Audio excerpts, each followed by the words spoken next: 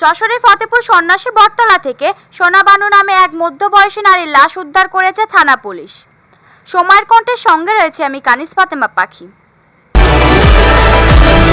শুক্রবার দুপুরে যশোর সদরের ফতেপুর গ্রামের সন্ন্যাসী বটতলায় সাত্তার মোল্লার বাগান থেকে মাটি চাপা অবস্থায় লাশটি উদ্ধার করা হয়।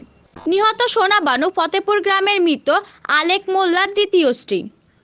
এলাকাবাসী জানায়, নিহত সোনা বানুর সাথে তার সতীনের পুত্রদের জমি জায়গা সংক্রান্ত বিরোধ চলছিল।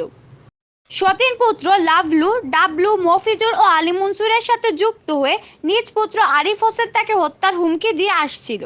আমার মার শত্রু, আমার মা সবসময় কথা কইছে, সবসময় আমার মা কইছে যে আমার মাইরে ফেলার হুমকি দিতেছে। দুইবার আমার চাচাও দিতেছে মাইরে ফেলাই দিব, আবার আমার ভাইরাও কইছে তোরে মার্ডার করে মেরে ফেলাই দিব। জায়গা জমি নিয়ে আমার মারে উঠে দিতে যায়, মারে ঘরে থাকতে দেয় না। বৃহস্পতিবার সন্ধ্যা রাতে নিহত সোনা বানুকে রান্না করতে দেখেন প্রতিবেশীরা।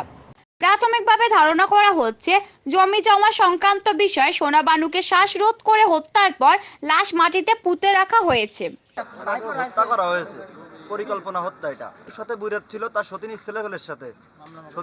মামলা মোকদ্দমাও আছে, মামলা করা হয়েছে। তার সতীনীর 5 ছেলের নামে মামলা আছে, 4 ছেলের নামে মামলা আছে, নিজের ছেলের নামে মামলা আছে। মোট 5 জনের নামে মামলা দেওয়া আছে ওদের।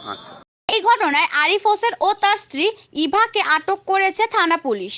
পুলিশ লাশ উদ্ধার করে যশোর জেনারেল হাসপাতালের মর্গে প্রেরণ করেছেন।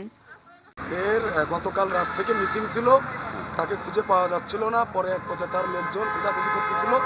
আজকের জুম্মার নামাজের সময় আমাকে একজন বলতেছে যে এরকম অমুকরে মেরে ফেলেছে, মাটি চাপা দিয়ে রাখছে। কোথায়? বাড়ির পাশে।